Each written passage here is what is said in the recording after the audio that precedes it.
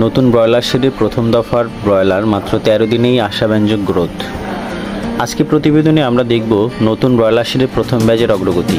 আলহামদুলিল্লাহ প্রথমবারের মতো এই শেডে ব্রয়লার তোলা হয়েছে এবং মাত্র 13 দিন বয়সী মুরগিগুলো গ্রোথ আশানুরূপভাবে ভালো এসেছে। শুরু থেকেই সঠিক তাপমাত্রা, পর্যাপ্ত আলো এবং পরিমিত পরিমাণের ফিড ও পানি সরবরাহ করা হয়েছে। শেডে বায়ু চলাচলও সুন্দরভাবে নিয়ন্ত্রণে রাখা হয়েছে, যার ফলে মুরগিগুলো এখন পর্যন্ত একদম সুস্থ আছে। প্রথমবারে এই শেডে আমি মুরগি তোলায় একটু ভয় ছিল যদিও, কিন্তু আস্তে আস্তে সেটা আমি দূর করে ফেলেছি।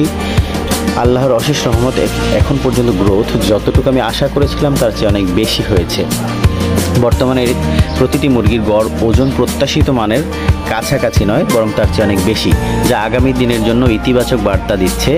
খামারের এই সাফল্য নতুন উদ্যোক্তাদেরও উৎসাহ যোগাবে।